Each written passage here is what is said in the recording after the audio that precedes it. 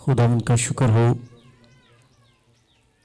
कि खुदावंद ने आज का दिन हम सबको गुड फ्राइडे हम सबको बख्शा है और हम खुदावंद यीशु मसीह के 7 वर्ड्स यानी 7 सलीबी कलमात के बारे में सुन सके।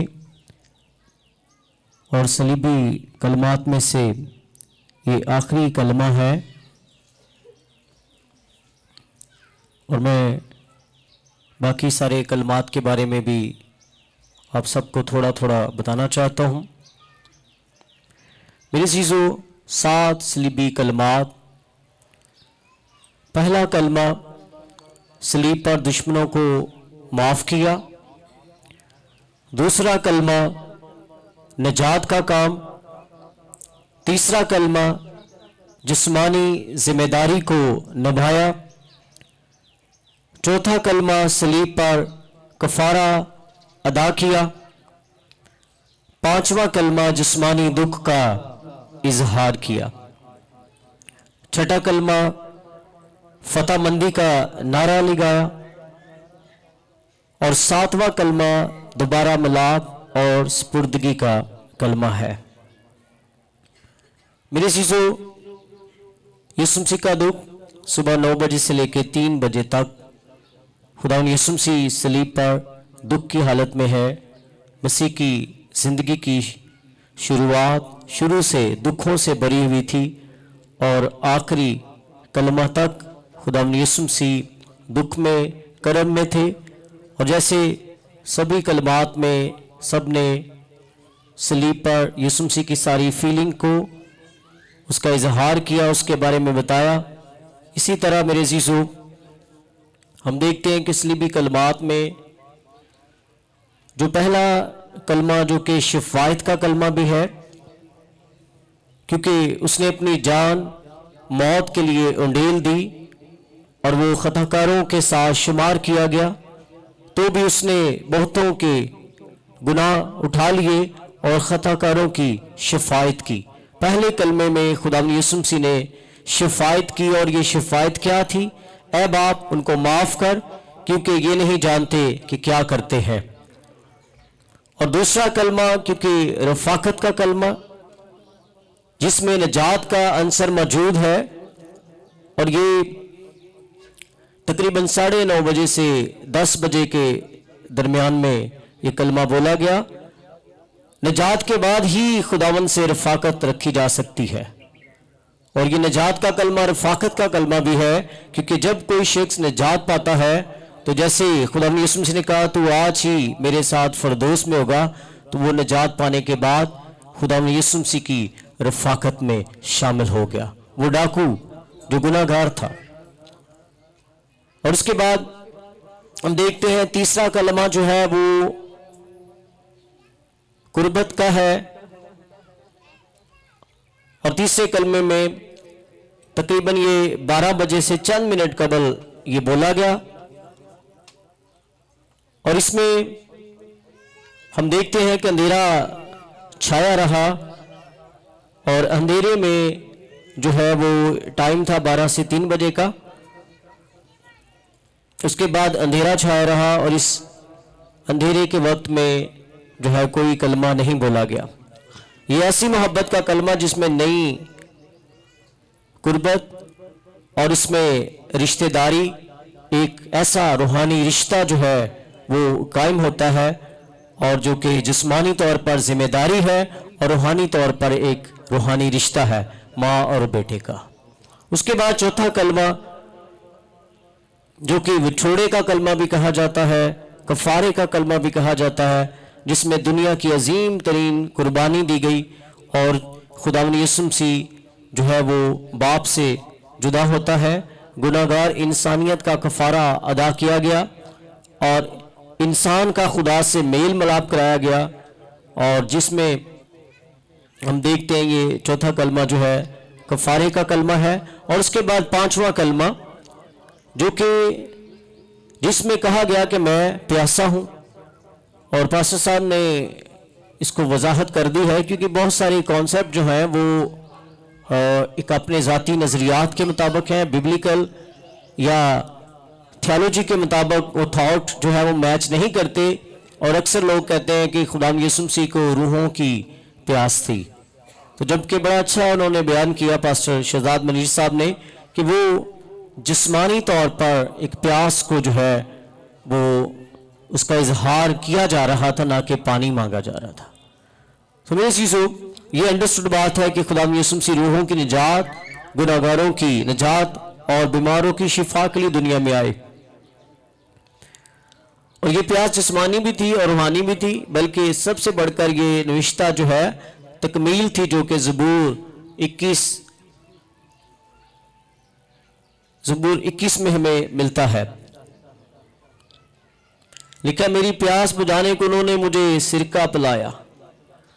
اور اس کے بعد چھٹا کلمہ، اس میں مسیح نے دنیا میں آنے کے ایجنڈے کے تمام نکات، تمام مقاصد، ٹارگٹس، گولز پورے کر لیے تھے.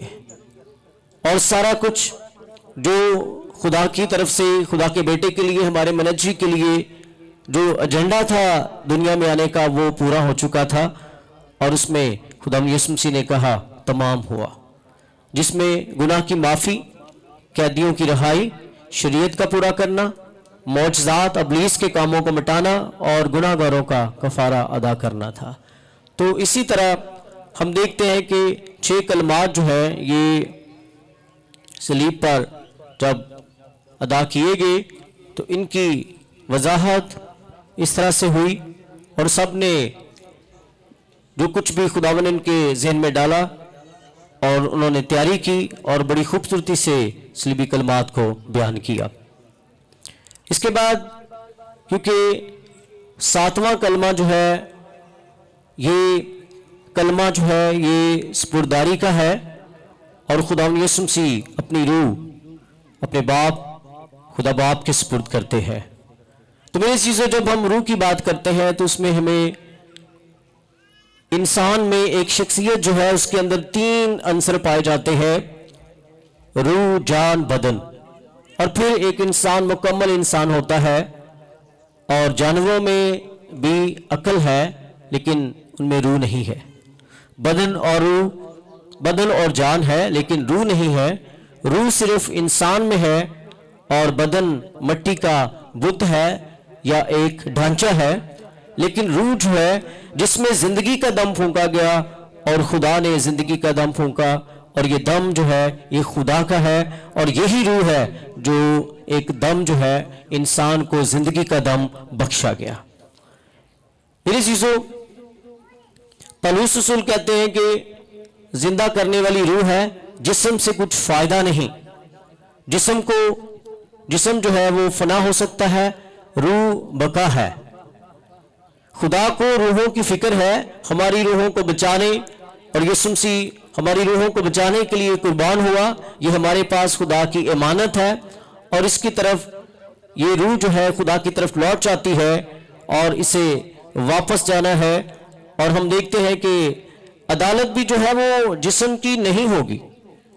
عدالت بھی جو ہے وہ ہم دیکھتے ہیں کہ روح کی ہوگی، بدن کی نہ ہوگی. بلکہ خداوند یسوع مسیح کیا کہتے ہیں؟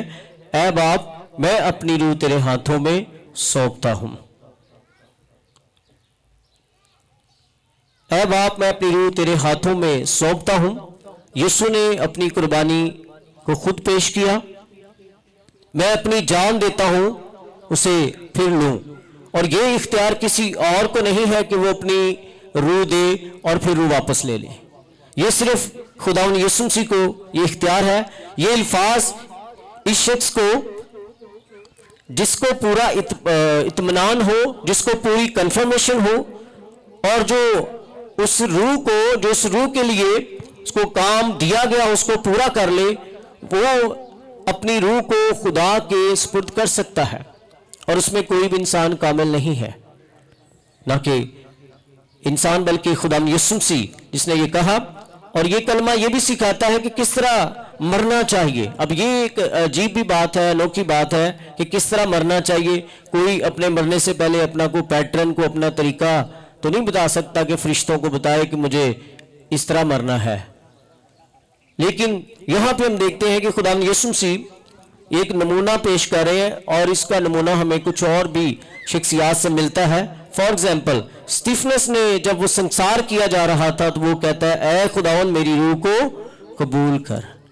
اور یہ بھی ایک قابل بھروسہ بات ہے کہ وہ اس بات کے لیے یقینی طور پہ اظہار کر رہا ہے کہ اے خداوند میری روح کو قبول کر، کیونکہ مجھے اسے پورا یقین ہے کہ میری روح اب جو ہے وہ خدا کی طرف جا رہی ہے، میری روح جو ہے وہ خدا کو سونپی جا رہی ہے. اس کلمے سے عقیدے کی بھی تردید ہو جاتی ہے کہ موت کے بعد کوئی زندگی نہیں، روح نیست ہو جاتی ہے. میرے عزیزو، یسوع مسیح نے ثابت کر دیا کہ روح کو بقا ہے اور خاتمہ مرنے پر نہیں، بلکہ اسی طرح ایماندار مرتا نہیں بلکہ وہ کیا ہو جاتا آخری دم جان دے کر اور اپنی روح خدا کو سونپتا ہے اور اس کی روح خداوند کے پاس چلی جاتی ہے. اور آپ اس بات کو جانتے ہیں خداوند یسوع مسیح مرنے کے بعد کدھر گئے، کہاں پر گئے تھے؟ کسی شخص کو اس بات کا اندازہ ہے کہ مرنے کے بعد خداوند یسوع مسیح کہاں پر گئے تھے؟ پتال میں گئے اور وہاں جا کر انہوں نے قیدی روحوں میں منادی کی اور قیدی روحوں کو بھی آزاد کیا تاکہ قیدی روحیں آزاد ہو کر کہاں جائیں؟ خداوند کے پاس جائیں. اور میرے عزیزو، انسان کی روح جو ہے اس میں یہ جاننا بہت ضروری ہے کہ انسان کی جو روح ہے اس میں اس کی ٹائم کی یا جگہ کی کوئی اس میں قید نہیں ہے. انسانی روح جو ہے اس کی شکل و صورت کے مشابہ ہے اور روح کی صاف جو ہے بدن سے باہر وہی جو بدن میں ہے. اور فرق کیا ہے؟ روح میں گوشت ہڈی نہیں ہوتی. مسیح خداوند جسم سمیت جی اٹھے اور پھر اس کے بعد بند کمرے میں داخل ہوئے. اس کی روح کو دیکھتے ہیں خداوند نے کیا کیا. جان دینے کے بعد فوری جو واقعات ہوتے ہیں اس میں 4 واقعات ہیں. پہلا واقعہ کیا ہوتا ہے کہ مقدس پردہ جو اوپر سے نیچے تک پھٹ کر 2 ٹکڑے ہو گیا اور زمین لرزی، چٹانیں تڑپ گئیں، قبریں کھل گئیں، بہت سے جسم ان مقدسوں کے جو سو گئے تھے جی اٹھے، موت فتح کا لقمہ ہو گئی. پطرس رسول فرماتے ہیں کہ وہ جسم کے اعتبار سے تو مارا گیا لیکن روح کے اعتبار سے زندہ کیا گیا. اس نے جا کر ان قیدی روحوں میں منادی کی جو اس اگلے زمانہ میں نافرمان تھی. افسیوں میں پولس کہتا ہے جب وہ عالم والا پر چڑھا تو قیدی روحوں کو ساتھ لے گیا اور آدمیوں کو انعام دیے. اس کے چڑھنے سے اور کیا پایا جاتا ہے سوائے اس کے کہ وہ زمین کے نیچے کے علاقہ میں اترا بھی تھا. ہاللیلویا.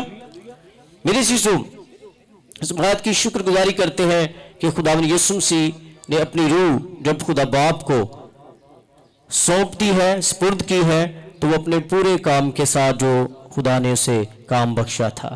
لیکن ایک اور خاص بات ہے، آخری بات ہے. یسوع مسیح نے فرمایا اے باپ میں اپنی روح تیرے ہاتھوں میں سونپتا ہوں تاکہ یسوع کی روح جو ہے اس پر کسی اور کا اختیار نہیں ہے. اور یہ بڑی خاص بات ہے کہ یسوع مسیح کا وہ اپنے اختیار کے ساتھ ہی اپنی روح جو ہے باپ کے سپرد کرتے ہیں. لیکن ہم دیکھتے ہیں یہودا کے خط میں دیکھتے ہیں کہ موسیٰ کی لاش جو ہے ابلیس مانگتا تھا اور مکائل فرشتے نے جو ہے اسے نہیں دیا.